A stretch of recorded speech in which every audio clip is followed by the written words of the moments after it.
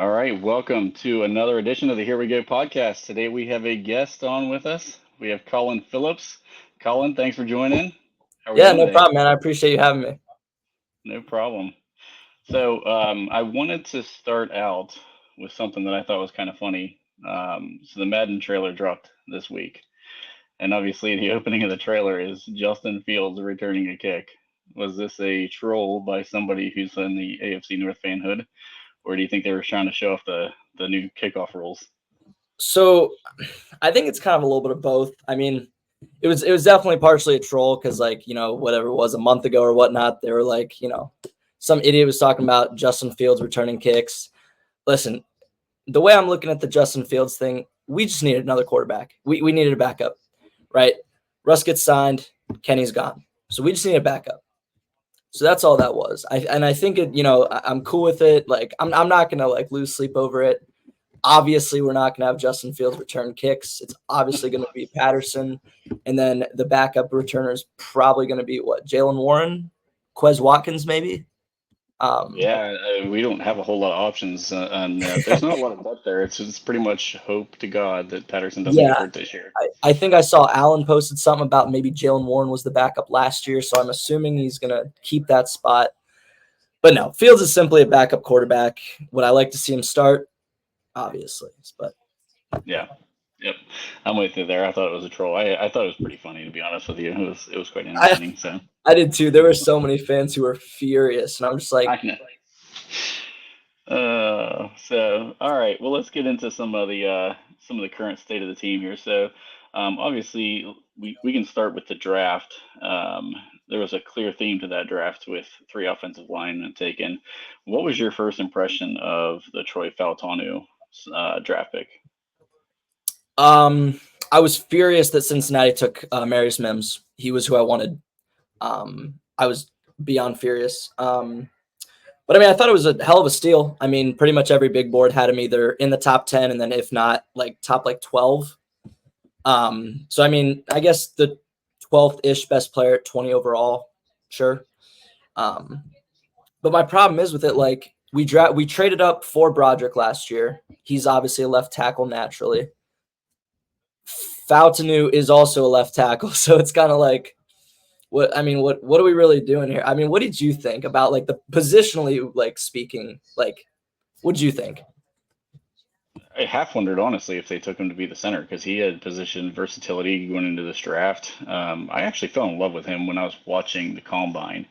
I had it on. My wife got a little mad at me because I started doing a little more watching than I was doing cleaning the house. But I watching that big man move around, and I'm like, man, he's extremely agile for a guy that size. And so I started looking more and more into him at that point, and everybody kept talking about how he was such a five position versatile type player.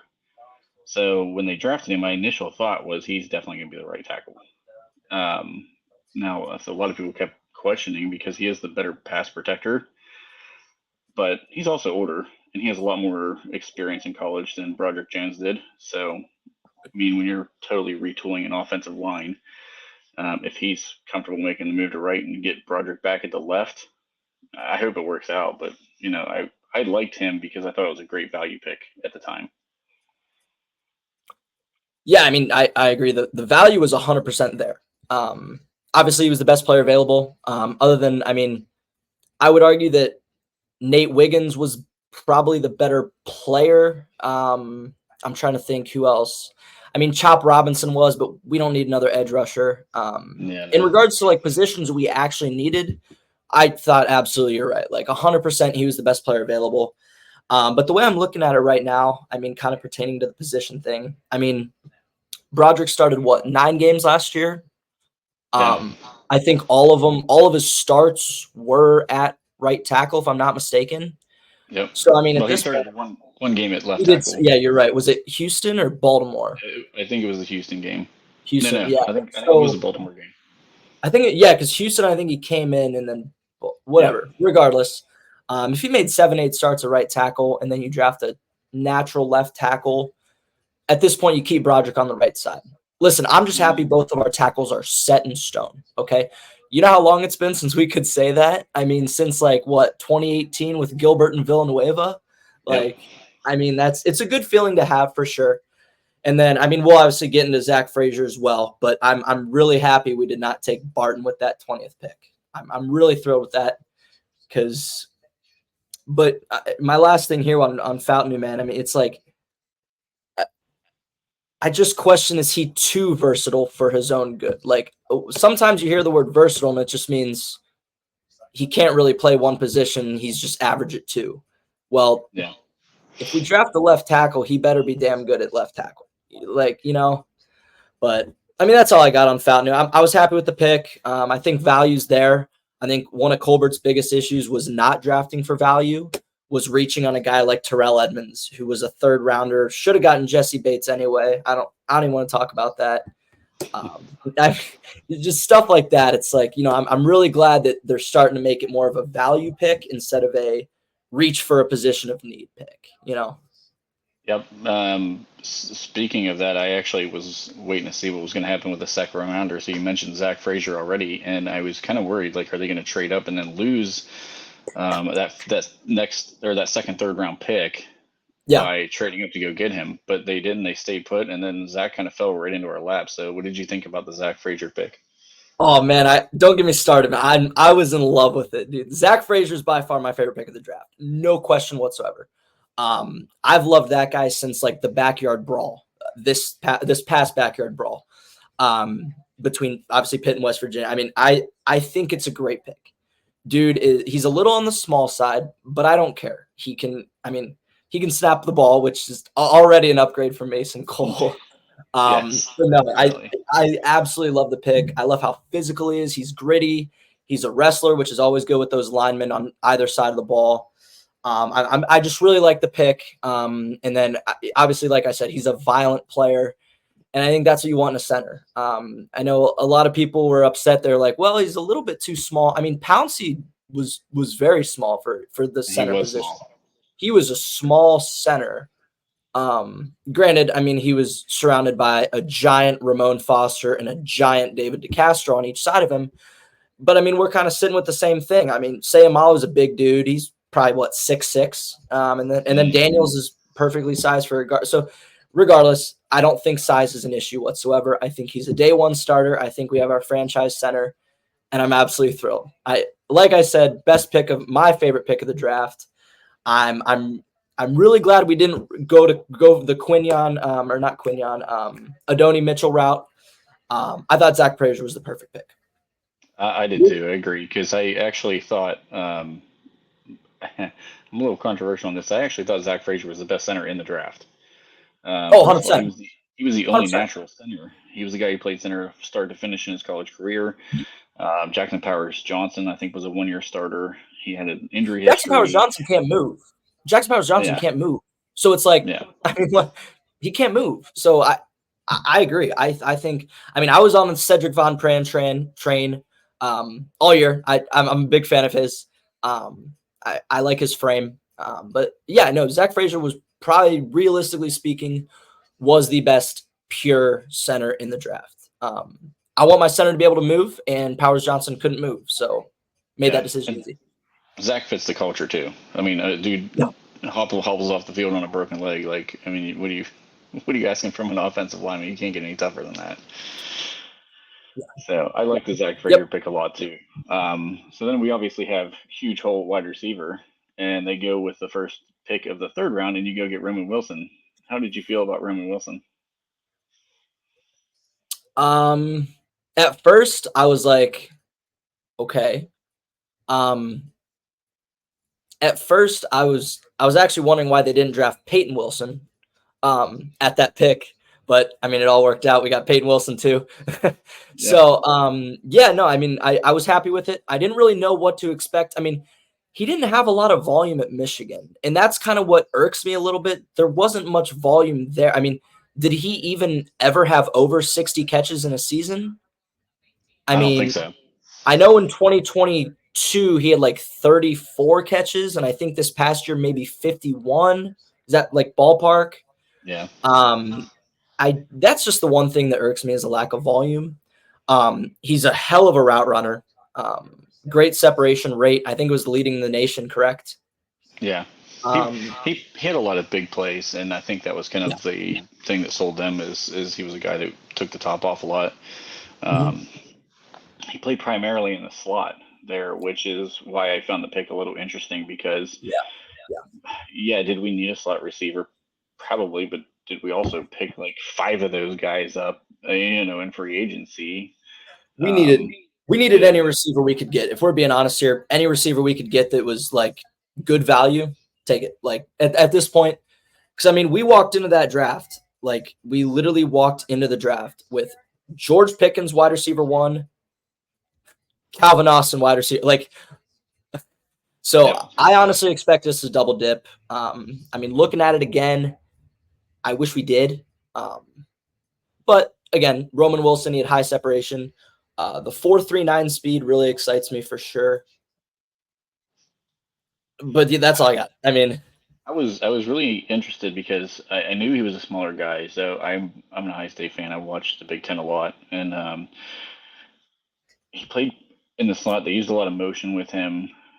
So, but then I looked at him and Deontay Johnson, and their size and their frame is actually very, very similar. I mean, they're pretty neck and neck height, weight. They seem to be very similar build, and obviously Deontay, he learned to play on the outside, so there could be a potential where he grows into that role. I don't think that's his role this year as a rookie, but if he's good at running routes and learning to get open consistently, and if he can, my biggest thing with him is can he beat press coverage, and if he can beat press coverage, maybe he does develop into that number two. We'll see. yeah, I mean, I agree. Like in this offense, he's not going to really be needed on the outside. Mm. It's pretty obvious that Fryermuth's going to be our second option. I think we've all made that very clear amongst each other. I'm cool with him in the slot for now. If push comes to shove, we do draft an outside receiver high next year, like first, second round. Great, keep him in the slot. If not, great, put him on the outside. Like you said, he takes the top off. He's a good route runner. Obviously, you watched him a lot more than I did. I don't really watch that much college football. I'm primarily a Notre Dame and Pitt fan. Notre Dame, I'll watch 7-ish games a year. Pitt, I'll watch 3, 4. But like, I don't really keep up that much with college football. So going into it, I didn't really know what we were getting out of Roman Wilson. I kind of had to break it down, go over his combine, go over some of his measurable stuff like that. But I really do like the Deontay Johnson comparison by you, Trent. I like that. And also, they were third round picks. I mean, Roman Wilson was picked 84th. I think Deontay Johnson 92nd. Yeah, If I'm very not close. mistaken. Yeah, something like that. It's interesting how closely related they are in kind of every Yeah. way, and we'll see if Roman Yeah. develops into a guy like Deontay. Because I think I'm a lot higher on Deontay than probably a lot of Steelers fans. I mean, outside of the attitude issues, the player he was a good player, and I love Deontay. Yeah. yeah. So I mean, Yeah. he's definitely gonna be a big loss, and I think he's gonna be a bigger loss than a lot of fans realize. So now Yeah. let's move to my favorite pick of this draft, and Peyton Wilson, the linebacker from North Carolina State. So what did you think about that pick? He's fast. I mean, he's he's fast. I mean, Lord, if he can stay healthy and Elandon Roberts can stay healthy and good like he did last year, I think Elandon Roberts surprised a lot of people. I know our guy Flip ate a lot of crow for it. I ate a lot of crow for it. I was with Flip. I was like, really? Like, I didn't understand it.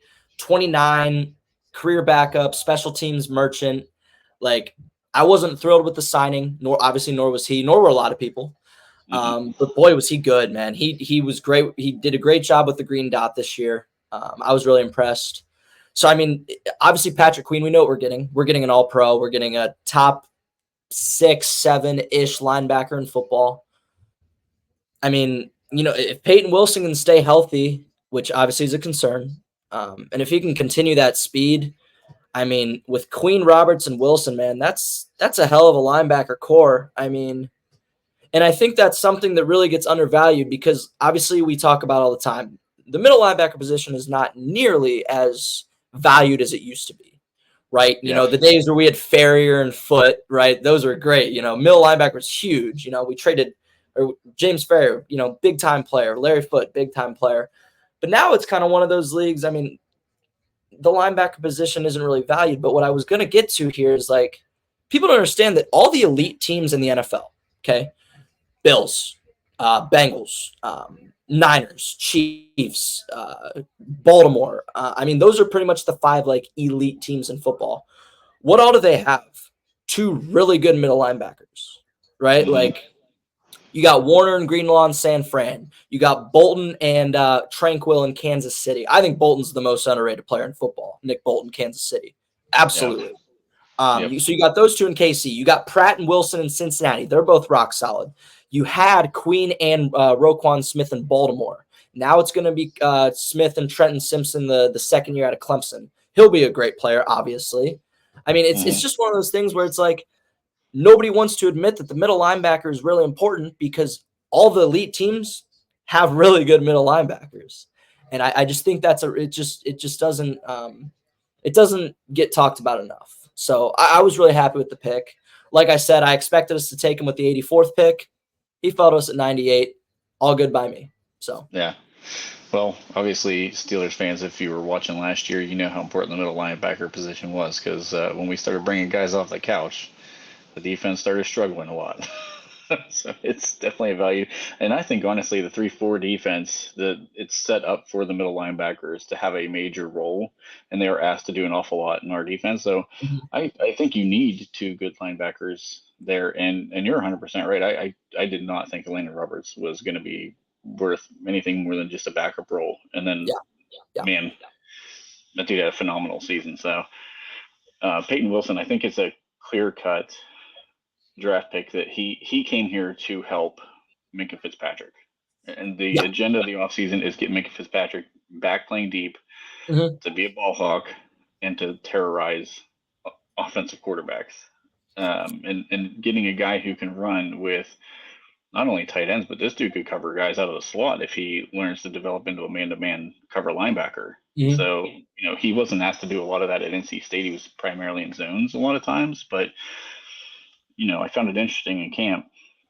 It's football in shorts, but whatever. He's still in that dime role already, and they're trying him out. So they're taking a serious look at him. To me, that means he's going to play some significant playing time. Yeah.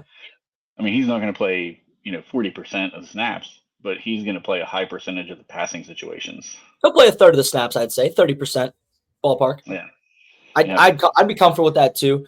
So, yeah, I mean, to your point there, I mean, it's irked me for years how the Steelers do that with, like, putting a middle linebacker on the slot receiver. When we would always put, who do we always put on Edelman for years when we played New England? Who was it? It was the opposite of Shazier. We'd keep Shazier in the middle. But anyway, we'd always put, like, a middle linebacker, like whether it be Timmons or, someone like that, someone in those years. Sean Spence, remember we had him on Edelman for an entire game, torched us. Yeah. Joe Schobert on Jarvis Landry in the 2020 wild card. Like it irked the hell out of me, and we're gonna probably continue to do it with Peyton Wilson. But now I can be comfortable with it because he literally runs a 4.44. I mean, how many slot receivers in pro football run a 4.44? I mean, Jalen Waddle is technically a slot receiver, so he's one. But like I said, the wide receiver 3 specifically on most teams aren't going to run a 4.44, right? I mean, and don't even get me started with the tight ends. I mean, he's going to be significantly faster than every tight end we play all year. We got torched by tight ends last year, Yeah. The Trey McBride legacy game in Pittsburgh. Yeah. Yeah, no, tight ends also. For years, we've gotten killed by them. I mean, the only tight end I'd worry about with Peyton Wilson covering would be Kyle Pitts, and that's just so early in the season that it really doesn't matter. Like, it's week 1. I mean, we can kind of test a few things there. We can put Ryan Watts on him, another rook. Patrick Queen could guard him. Peyton Wilson, KZ, whomever we decide. I don't know. What do you think? I mean, are you comfortable with Peyton Wilson guarding both slot receivers and middle and tight ends all year, or would you prefer it be back to a nickel or a safety? I mean, what do you think? as long as he shows he's capable of playing in the man, he's like I said, he didn't play a whole lot of man coverage from what I saw. I didn't watch a lot of film on him, but just kind of like He looking at did a some of lot the of blitzing. statistics. He did a ton of He blitzing. he did blitz a lot, and I thought that was something that was intriguing too. Is now you got two very fast middle linebackers, and I'll tell you, I watched him on a delay blitz where he kind of turned his back to the offensive line, took one step, turned back. As soon as that guard moved, he blew past that guard before the guard could even reset back in front of him.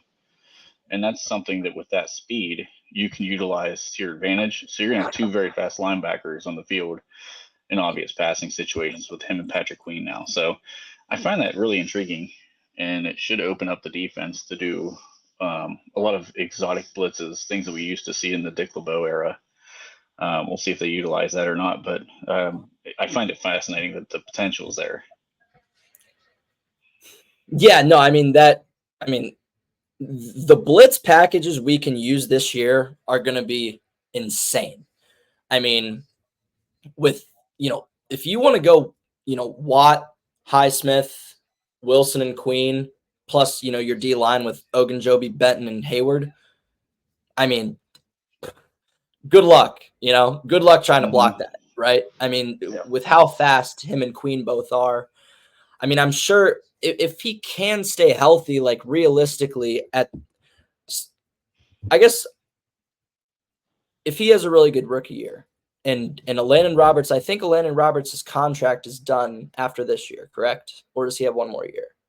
He signed a 3-year deal, but It was a 3-year. That's what I thought. Okay. I think the last year had like an opt out in it, so they can get out of it. Or it's the cap hits minimal, I think, after this season, so it's not like a large Yeah, cap I mean, hit after this year. say Peyton Wilson has a really good rookie year, stays healthy all 17 games, contributes on special teams, has good film covering. I say you get rid of Roberts and go with Wilson and Queen.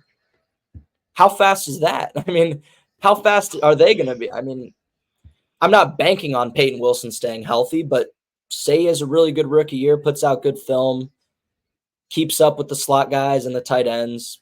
I don't see a reason why. He was healthy the last 2 years, so I mean, you never know. I mean, I know that the no ACL things, like everybody's concerned, but he's played 2 Hines Ward seasons didn't have for an him. ACL either. I mean, it's Yeah, whatever. Like, yeah. I didn't go too far into that. Once I learned that Hines Ward didn't have one either, I was like, whatever. Okay. Yep. Played forever with that one. Right. And obviously he's a tough kid because, I mean, he's been through shoulder injury, bunch of knees, bunch of upper body. Like, so, yeah, I'm excited. I'm excited about Peyton Wilson. So the last 3 picks, I won't go through each individual person, but we got Mason McCormick, who's obviously a guard from South Dakota State, Logan Lee, who's a defensive end out of Iowa, a bit undersized, and then Ryan Watts out of Texas. Anything you want to add on about any of those 3 or talk about with any of those 3 guys? Yeah, I mean, I'll keep it short and sweet here. Starting off with McCormick, I actually called that pick. I was really excited about that. Going into it, I thought it was a great pick. He's a tough as nails kid. He's a hell of a run blocker. He's good at his job. Underrated player. Obviously, he fell so far because he went to South Dakota State. With him, when we drafted him, I was like, okay, we got Sayamala's replacement. Well, now we're not going to re-sign James Daniels, which I'm furious about. I'm at a loss on that one. Oh, I am too. I mean, we should have already re-signed. We should have already extended him 100%. I couldn't see. He's been our most valuable, our most consistent, our most reliable offensive lineman for the last 2 years now. There's no reason why we don't re-sign him or extend him, if you will. So yeah, I mean, now we know that that's going to be Daniel's replacement, which I'm fine with. I mean, Sayamalo is going to be 32 at the end of his contract, so it's like, okay. So that was my thoughts on that pick. A+ pick, 100% an A+ pick. Logan Lee, he's probably not. Is he realistically going to make the 53 man? Probably not. This year, it all depends on what happens with Loudermilk and Liao. I mean, if Liao takes his job seriously and is not, off on the side of the road eating hamburgers instead of showing up to camp, in shape like he did last year. But if he's serious and he's going to work on the potential we saw out of him as a rookie, then I think he's a lock to make the team on the 53 this year. And Loudermilk, he this is a make or break year for him. So you got to think he's going to be coming to camp motivated this year. So I don't know. We'll see what happens with him. But Logan Lee's a bit undersized anyway. He needs to put on weight. So I think they're looking at him like a project type guy. Yeah, I mean, not a big Loudermilk fan. I'm 50-50 on DeMarvin Leal. Doesn't really matter to me which one of them makes it. With Logan Lee, like he's drawn comparisons from other Steelers fans. He's drawn comparisons to Aaron Smith. I know that was a long time ago. It was a different game. So I guess back then you might have been able to get away with a guy that undersized. I mean, he's what, 6'4", 285? Yeah, That's little, man. It is. And the thing I've seen is there's It's a lot not of people ideal. that feel like he can put on the weight with his frame and carry the weight well. So they think he can bump himself up to 300, but you're not going to add 15 pounds of muscle, going from the combine to being a rookie. Like it's going to be next year. He's going to have to try to work that out because you change your body type a lot of times for the combine to put up good numbers. So I don't know. I think he's a project guy, but we'll see. He's a high motor guy, for whatever that's worth. Yeah, I mean, again, I'm kind of here nor there about the pick. I didn't really understand it. Like I said, I would have really liked to double dip a receiver. Yeah. I really wish we would have double dipped a receiver with either the round 6 picks. Would have been nice. But I mean, I It's really the got sixth nothing. round. I look at it this way: it's the 6th round. NIL has made it to where more kids are staying in school. I know his name's eluding me right now. The guy who's the director of the Senior Bowl. Um, I I know don't know. his name's not coming to my head right now, but he talked a lot about how the product that was at the Senior Bowl this year, as opposed to years past, you can definitely tell NIL's playing a factor. So he didn't think the talent was there. So you have to assume the talent in the bottom half of this draft was a drop off from what it was in years past because of NIL. So we'll see. I mean, these are guys that you take a swing on, you see if they can develop into anything. Like Ryan Watts he's not going to play corner. It looks like he's moving full time to safety. Saw a report on that one actually a little bit ago before we jumped on here. So it sounds like they're going to try to take him, put him in with Deshaun Elliott, and have him learn Deshaun Elliott's role, which I think he's going to play a lot of that Terrell Edmonds role, only he's better at it. Correct. So Correct. I think that's what they're looking at with Ryan Watts is they want him to be there. They want him to be a special teams guy because he is a very good tackler. So we'll see how it plays out. But your round 6 guys, they're kind of a coin toss to try to make the roster anyway. So yeah, I mean, you're 100% right. I mean, it's round 6. It's like these are probably going to be camp bodies, bottom of the roster, practice squad, etc. I mean, whatever. If you can get a steal out of one of them, great, awesome. But realistically speaking, you're not. And to your point about the NIL, I think what you're going to see with the most with the NIL, the draft classes are going to continue to get older and older, right? You're not going to get 21-year-olds. You're not going to get 21-year-olds coming out early to get drafted in the 5th round. Well, they'll just stay and make more money in college, right? So it's instead going to all those like 20, 21 young kids coming in and getting drafted as raw talents in the late rounds. It's just going to be 24-year-old burnouts looking for a chance, if that makes sense. Like it's going to be the 5th year, the 6th year seniors type things is what you're going to see the majority of the late rounds.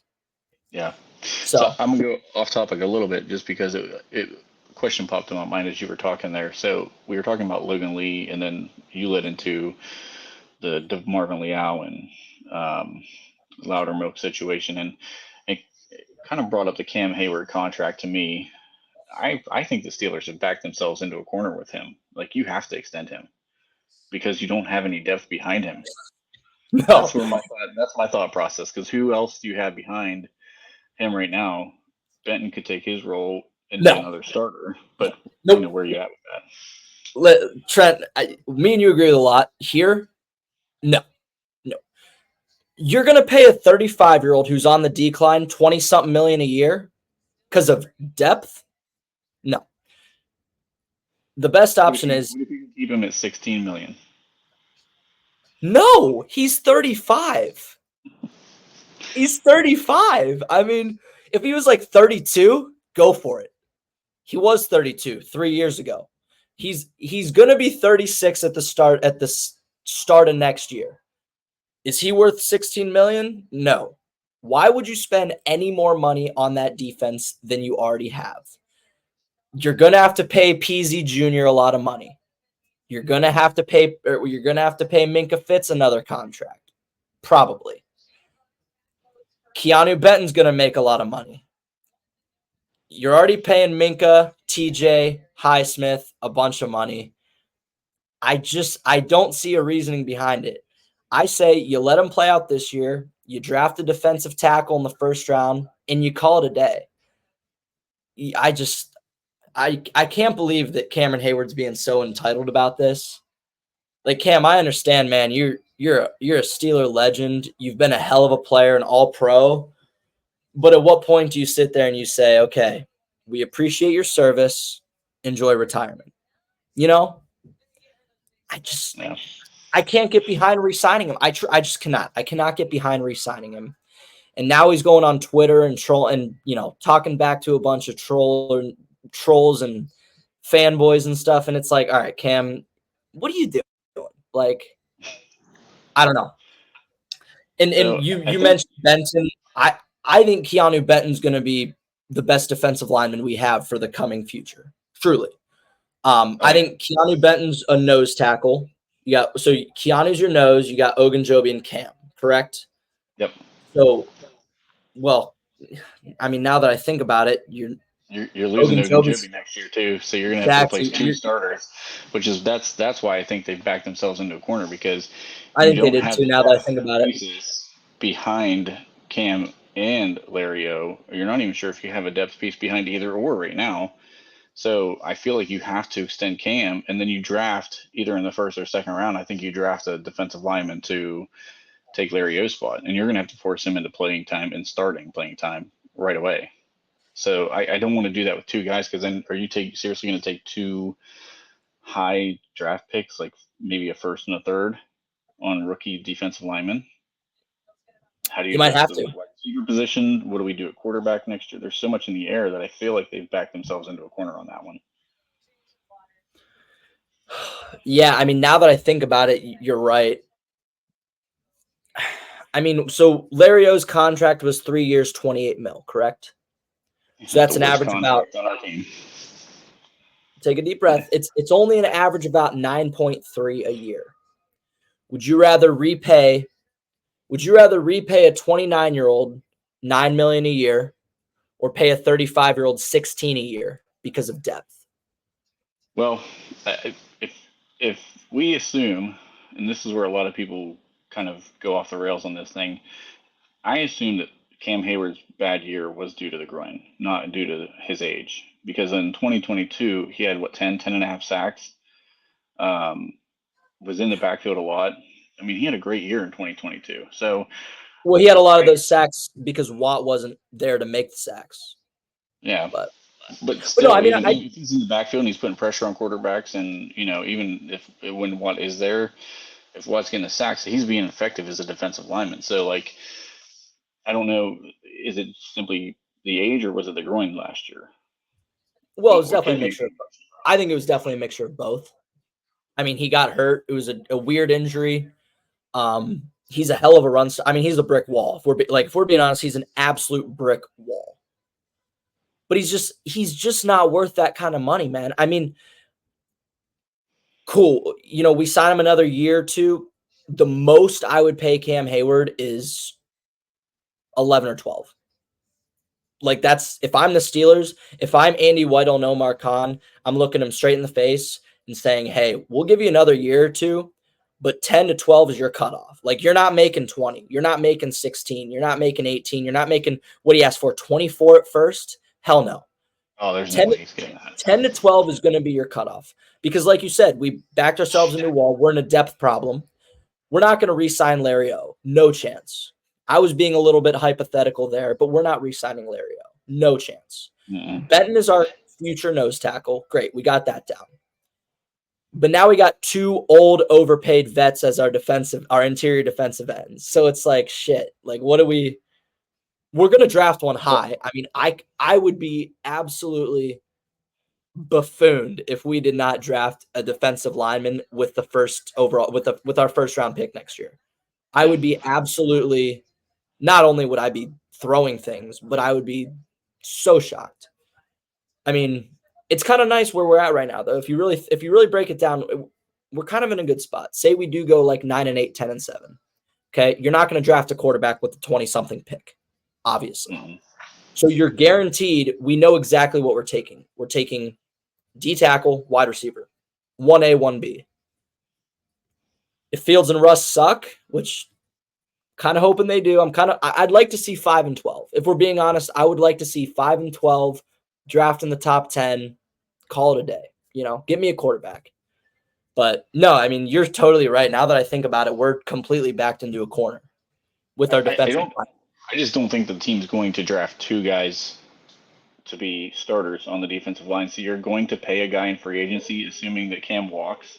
You're still going to pay a guy to come in free agency. So why not pay Cam? If you think and if the organization feels like this is more of the injury last year affecting his performance, then you might as well pay the guy that he fits in your system. You don't have to worry about going out and finding a guy in free agency. So that's just kind of how I look at it and see. You got to get somebody behind him, and you got to get somebody in for Larry Ogunjobi next year to be a starter for sure. Like that has to happen. So. Well, Tomlin's going to take Cam Hayward's side no matter what. So, yeah, I mean, we're pretty much guaranteed to have him another year anyway. We're just hypothetically talking. We're going to have him another year because the Tomlin tax, essentially. Tomlin's going to make sure he's on our 2025 roster 1,000%. No argument there, right? Yeah. I mean, we both agree on that. Like, oh yeah. So, I mean, you're right. We replaced Larry O with the first rounder. I mean, if you look at it realistically, we drafted starter, third string, backup, camp body. I mean, we have 3 starters with our first 3 picks this year. If we go out next year, ideally for me, next year, we play shitty this year. We go 8th overall pick quarterback, 2nd rounder defensive tackle, 3rd rounder receiver. Ideal. That'd be ideal. Yep. But yeah, no, I mean, I don't know what to do about the defensive line. Leal's going to be on he's going to be a backup to either Cam or Lario, I think. Logan Lee's probably going to be the backup to the other one. I don't know if Loudermilk makes a roster. I didn't see him making it last year. I don't know if he makes it this year. I mean, Leal at least contributes on special teams a little bit. Does Loudermilk? I don't know. Dean Lowry will be the other guy that comes into the equation of that's right. So he was our other signing. Let's talk about some of the free agent signings. So the big names. Well, the big name is obviously Patrick Queen. Like he was the highest paid guy that we've ever brought in out of free agency.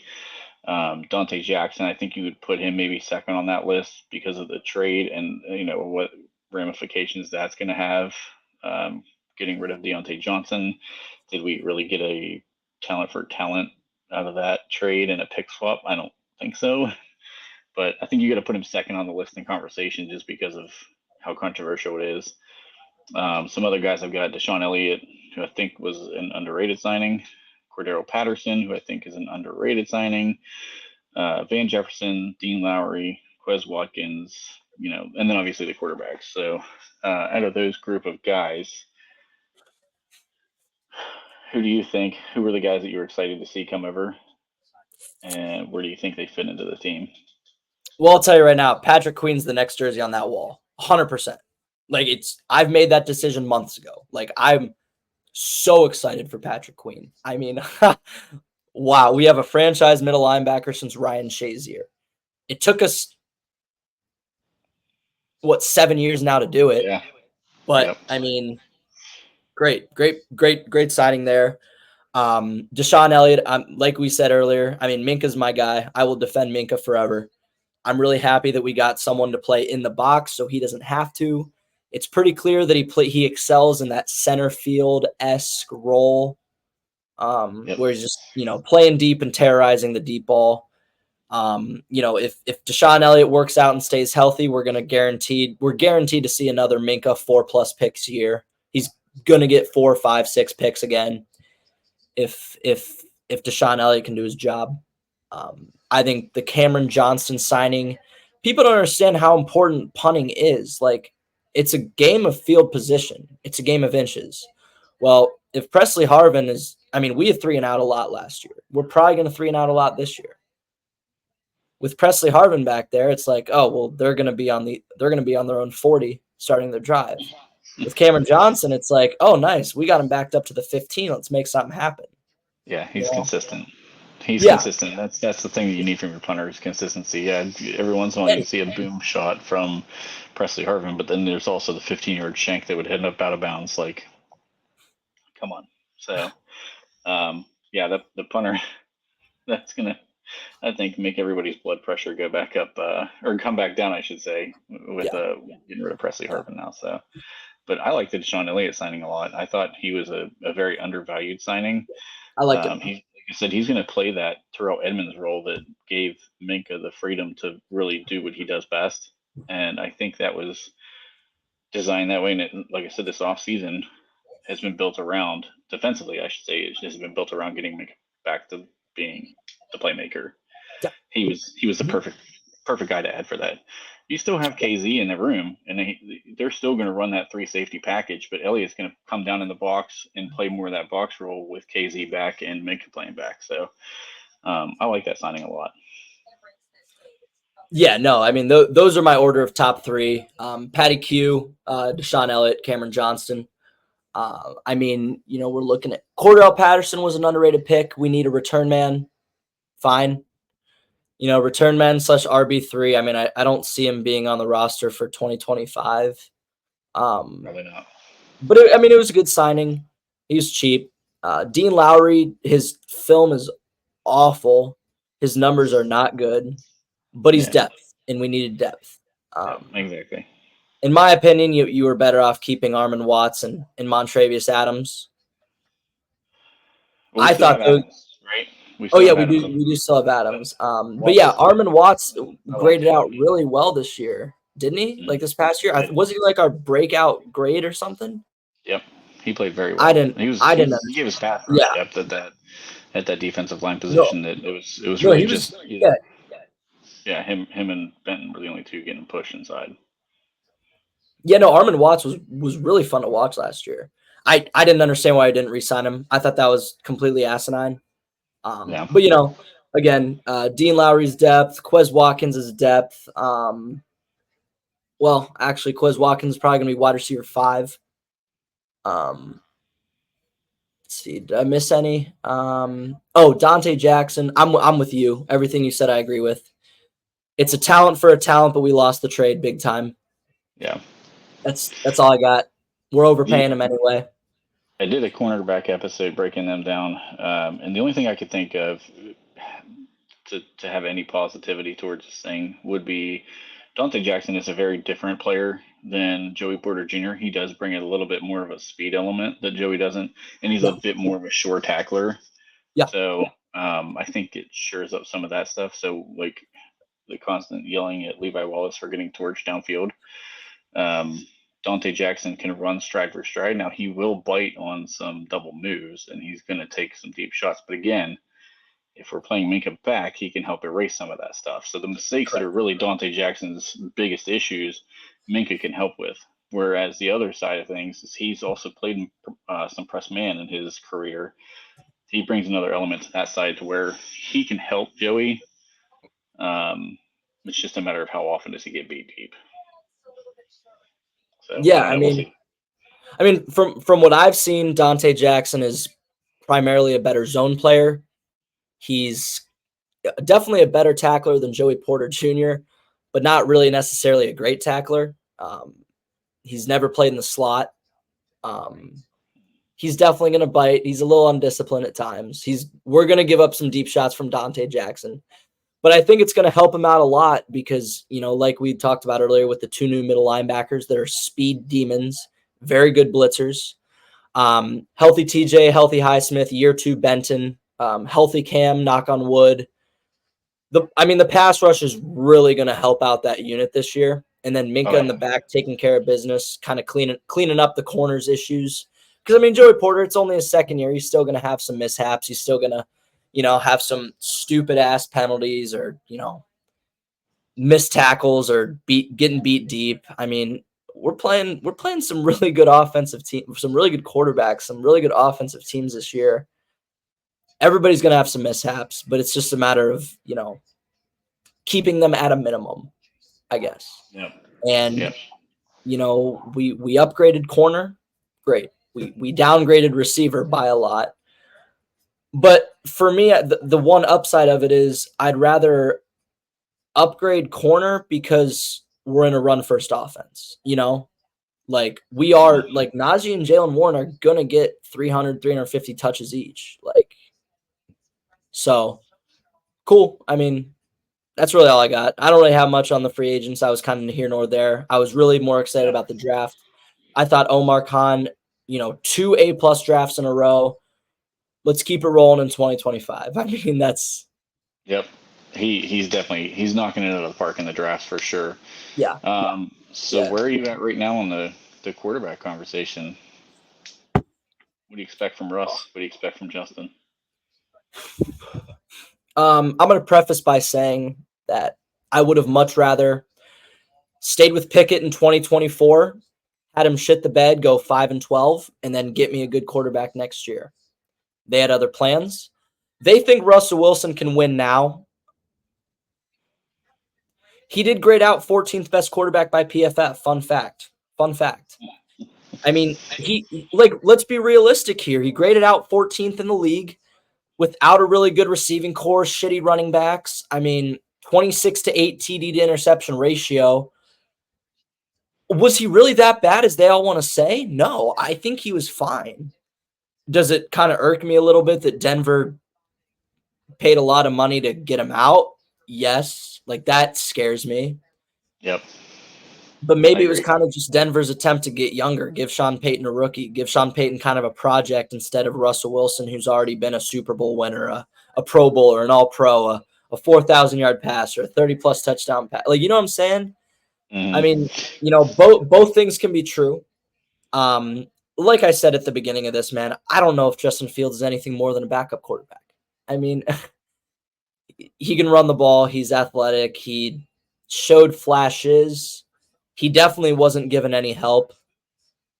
But the film doesn't lie. The film doesn't lie, right? Like, his film sucks. His numbers suck. Sure, he had no help. Sure, he's had terrible coaches. Sure, you can make all the excuses in the world. I don't know. I don't know if either quarterback's going to be on our roster next year. And it sure as heck ain't going to be Russ. Russ will not be on any of them. We might lose all 3 quarterbacks again. Yeah, crazy. With Kyle Allen either. We're not going to have a single quarterback carry over into next year. Unless Fields all of a sudden becomes an amazing player, becomes the next coming of Lamar. Which do you see happening? Justin Fields. So I did a breakdown, and I'm very familiar with Justin because I'm an Ohio State fan. Ohio State, yeah. I'm sure you like him. There. And Ryan Day. First of all, the thing people don't understand about why quarterbacks struggle coming out of Ryan Day's system is because he's so freaking good. He's an offensive genius. He's got the greatest wide receiver units ever. Exactly. You're pumping everybody into the first round every single year. Your whole wide receiver room ends up in the first round. Oh, yeah. So every one of them. He designs the first guy open every single time. You don't work through progressions in that offense. You find the first guy, you throw to the first guy, he's open. So Justin didn't learn really how to read the defense, and he didn't learn how to work through progressions because he didn't have to. And I think you started to see that his second season, which would have been the year before he came into the league, he started to struggle because teams were finding ways to try to double team Garrett Wilson. And then they were trying to leave the backside guy open. He never made it from one to the other, let alone to the guy on the backside. So he did not work through progressions. And I made the argument at the time that, yeah, he's probably going to be a top 10 pick, but he should stay in school for one more year to learn how to read defenses. That's not what happened. It was a shortened season. That was the COVID year. They didn't do the whole camp stuff. Like, I think they played 7 games or something like that. Like, there was just so many deficiencies that came out of that league that year that I felt like, I get it. You're a top 10 pick. You're going to get to the draft. But, like, imagine what another year could have done for his development, because now he goes to Chicago, goes through a coaching carousel. I mean, he had a different offensive coordinator all 3 years. He had a different head coach 2 of the 3 years. He had a different GM 2 of the 3 years. Like, there is literally no stability around him. And now the reports are coming out that the team was trying to tank with him there. Like, they didn't put anything around him. And I think the one thing about him is when DJ Moore got there, you saw he did make strides. Now, there's still a lot that needs to be worked on. There's clear deficiencies there. But, like, could a stable organization help him? Because his athletic talent is through the roof. I mean, everything about him. He's the best athlete on the field every game except the game in Baltimore. So, I don't know now that we actually have a quarterback coach if he can work with him and work through some of these deficiencies, because they're things that can be taught. But is he past the point to where he's willing to learn? I don't know. Russ, I feel like Russ is a finisher at this point. He is not going to lead you down the field to be, what Ben Roethlisberger was in this franchise. He was more like the end of Ben Roethlisberger. He's middle of the pack in yards. I think he threw for 3,500 yards. So he wasn't putting up big numbers in Denver. It's better than what we had. Yeah, it wasn't horrible, right? Like, he took care of the ball in the red zone. I mean, his proficiency in the red zone was fantastic. I think he had 1 interception when he was in the red zone, if I'm not mistaken, all of last year. Yeah, no, he was one of the better red zone quarterbacks in the league. Yeah. Yeah, and I mean, 20 of his 26 touchdowns were within the 20. So, I mean, that's a guy, like, if you're 20-1 inside the red zone, which is usually the tough part of the field, I look at him as more of a finisher. And if this team, dude, Najee Moore will get him down the field. I mean, that's no problem. Yeah, I mean, you're not gonna see this team putting up 27 points a game. Like, we're not going to put up 27 points a game, but you can probably say we can get 21, maybe 23 points a game. We'll see, but, like, he can score if you get him there. So a lot of these drives that we saw stall out in the last couple of years with Kenny Pickett, they're not going to stall out now with him down there. He can put it in the end zone. So I think that's kind of what you're looking at with Russ. And can you go far in the playoff that way? I don't know. That defense better be legendary if you're going to make a run with a guy like that at quarterback. Worth a lot of money, they better be. once you hit the Patrick Mahomes of the world, like, it usually doesn't matter who's on defense. Well, so, yeah, we'll see. But Russ is definitely going to be the starter at the beginning of the year. I don't know if he finishes the year as the starter, though. It depends on what Fields develops into, or if he just doesn't develop at all. They're riding Russ the whole way through. Yeah, I mean, it's kind of a win-win-win in theory, right? So option A, they both suck. We go 5-12. We get a top 10 pick. We get our franchise quarterback next year. That's option A. Option B, Russ is really good all year, gets us into the playoffs, has another 25-10 TD interception ratio. We're good in the red zone. Najee and Warren are going to get their 1,000. I mean, if we're being, like, healthy. If they're healthy, they're going to get their 1,000. In this offense, for sure. Yeah, right. I mean, maybe Russ has a really, really good year. Who knows? Probably not going to happen. And then option 3 is a win, too, because, Russ sucks, gets pulled early. Justin Fields ends up learning a lot. Because if we're being honest, Justin Fields is a few mechanical tweaks plus actually going through progressions away from being a special talent. Oh, yeah. Like, a couple mechanical tweaks here and there, maybe teach him a little bit more about reads, which I'm sure Russ can do. He's that close to being a really good player. So I guess that's option 3, is that Russ isn't very good. Fields learns a lot. Fields balls out. I mean, it's a win-win-win in my book. Like, I'm cool with any option. I would obviously prefer option A, but if one of them are really good, great. Like, awesome. No one's going to complain, right? I mean, yeah. Except those couple idiots who are always going to be attached to Rudolph and Pickett. But yeah. Other than that, I mean, Let me ask you this then, because this is something that I think is interesting. And I'll give you my response to it afterwards. But if and it's a big if anybody's back next year, do you think it's Justin or Russ? Oh, that's a question I don't need. I don't need that question. Because I have an answer. I think it would be Justin. I Only think with because Justin if too. Russell has a very good year, we're not going to pay him to stay. He's going to get paid by somebody else, and he's going to leave. If Russ isn't very good, we're also not going to pay him to stay because he's not very good. But Justin, I think he would be the guy that you could look at and say, let's do the Jordan Love contract, for example. Like, let's give him 1 year with the, hey, we're going to put you in the position to be the guy next year. Let's see what you do. If you play well, we'll renegotiate at the end of the season. We'll give you a real contract. Like, that's the only reason, because he is young enough. He's only 25, where he still has a lot of football left in him, where Russ doesn't. And I don't think that the organization is going to be interested in paying Russ a big contract to stay if he plays really well. Yeah. I'd think about that for him. I mean, Fields probably. I don't think Russ will be on the roster next year. I don't think there's a single chance in hell that Russ is on the roster next year. Ideally, Fields plays well. But I'm the way I'm looking at it right now, I don't think that either of them will be on any of the three quarterbacks will be on the roster next year. That's a very real possibility. It's very real. And Yeah. that is probably more intriguing to me than the whole quarterback competition in camp anyway. Is just like Who's there's going to be such on a it next real year? possibility that neither of them are here, and we're like in quarterback limbo again. So I don't know. Yeah. I just find that very fascinating. Yeah, I mean, if we can get a quarterback anything like Jordan Love, I'm a huge, and I know you've seen me post about it. I'm a huge Jordan Love fan. I love him. I'm a believer. I liked him when the Packers drafted him. I was like, shit, the Packers are going to have another Hall of Famer, right? Like, I was like, wow, and he was incredible last year with nobody receivers.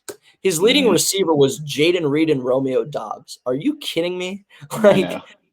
And he was that good. What do you have? 31 touchdowns, 8 picks?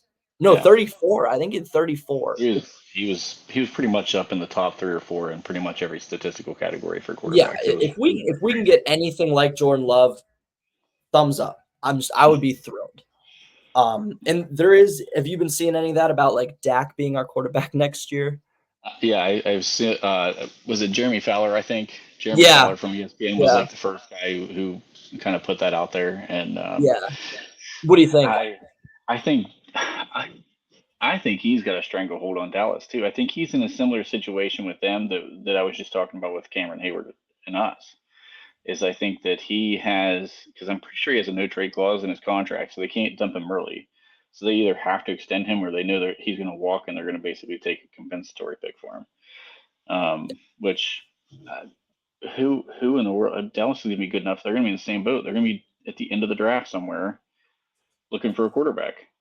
So they're plenty good enough team. Yeah, like that way, like, or do you just pay Dak and stick with the guy you know? I think he's. If I'm Dallas, I pay Dak. I would too. If I'm Dak, I come to Pittsburgh next year and be a Steeler. I mean, like, I would be thrilled with it. I don't really understand an argument why not. I mean, a lot of people say playoff success. Well, he's had three. Quarterback either. Yeah, not every quarterback's going to be. I mean, Big Ben sucked a lot in the playoffs. Like, he had some abysmal games. He had some really good ones, but he had some awful games. Dak Prescott has been to 7 playoff games. I think 3 of them were bad. 4 of them were bad, but he has had some really good playoff games.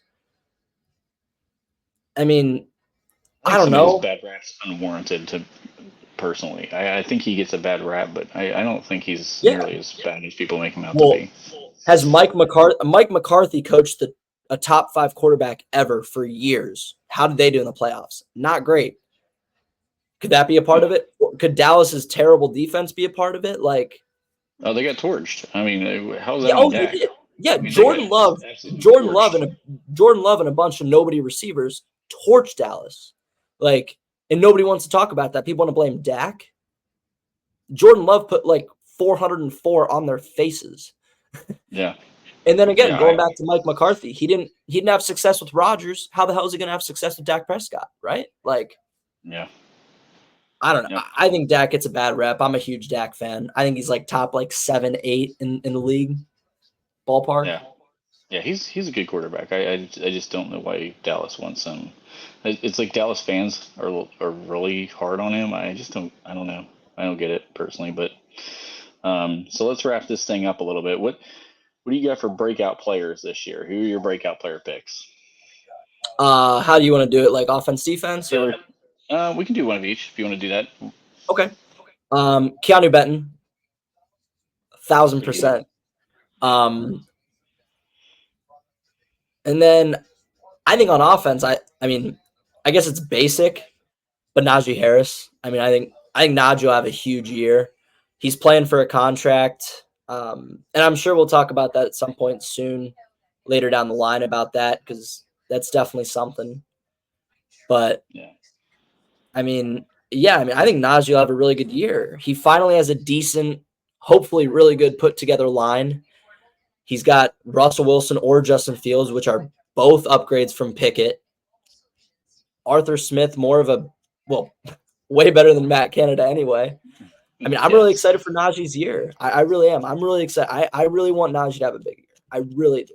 Even if we don't keep him next year, I want for him to have like a 1,510 type year. So, Yeah. what about you? Benton's the pretty much consensus pick on defense. I'll go a Yeah, different route with that one. yeah. I'm gonna go Beanie Bishop. I think Beanie Bishop's gonna make this team, and I think he's gonna play. And I know Sutton's gonna be suspended early. I think Beanie Bishop's gonna show that he belongs here in that suspension time frame. And then I think also even when Sutton comes back, Beanie's gonna get playing time. I think it might be something similar to when Mike Hilton and Cam Sutton were in that slot role before. Um, Beanie's going to get kind of the early down work, and then Sutton's going to do more of the pass coverage stuff. So I'm going to go with Beanie Bishop just to go a different direction on defense. And then on offense, um, I don't want to pick somebody super obvious. I think it's going to be Pat Fryermuth, but I don't want to pick an obvious guy. I was So gonna I'm going to say go. him too. He's definitely like the easiest choice on offense, but I'm going to give Calvin Austin the third, just kind of as like a sleeper breakout pick. Just it seems like from all the reports that's coming out that his route running is a lot more refined this year than it was last year. If he learns to play with speed and not just like flatline speed, but like changing his tempo and his routes and utilizing his speed a little bit more, I think that's where he can start to learn to get a little bit more separation and be a guy that contributes. But I'm still very worried about him catching the ball away from his frame. He still needs to prove that one to me. So, but yeah, I'm going to go Calvin Austin the third on that one. Yeah, no, both great picks. Beanie Bishop's definitely an interesting one. I liked both picks there. Calvin Austin, short and sweet. He's really little. He really needs to start learning to run routes. Yeah. I think he'd be an okay if he can learn to run routes and maybe put on some size, but yet keep the speed. I don't see why he'd be a good wide receiver 4. He's Mm-hmm. little, but there's been little receivers. He could be a fine wide receiver 4. I look at him as a gadget player, though. If we don't make a move at wide receiver, I think he starts. I think he's your outside receiver, which is scary because he's only 172 pounds, and I can't imagine him blocking anyone. He's I think 5'7", 172. Why not Van Jefferson? I think he's going to beat Van Jefferson in camp. We'll see. Okay, we'll talk about that later for sure. That's fun. I You like can both that. more, yeah. But there's too much chatter going around, and I don't always like to listen to like a lot of the conversations that because you don't hear too many negative reports coming out of the time periods when it's football and shorts. The paths coming on is going to say a lot about Kevin Austin in third, but there's just too much chatter about him. Him and Beanie Bishop both are getting a ton of chatter right now. That's why they're two of my guys that I'm picking, and I hope it carries over once the pads come on. Yeah. Well, if we're going underrated here, I guess I can change my answers. Then in this case, I'll go Zach Frazier on offense. I think he's going to prove himself as a franchise center right now. And then, I mean, Deshaun Elliott, I guess I didn't really do a good enough job stressing to you here how much I really like that pick. I'm really thrilled. I'm really thrilled. We got him for cheap. What, 2 years, $5 million, something like that. Yeah. But yeah, I think he'll be the perfect opposition to Minka. Like he'll be the perfect strong safety. I think he'll be great. So Yep, I agree. All right, man. Well, I appreciate you coming on here today. We're gonna wrap yeah, this thanks thing for up. having me, man. Yeah, And it was a we'll good get back time. on sometime. Yeah, no, we'll do it again for sure. I appreciate it again. Thank you. All right. Thanks. Have a good night. You too.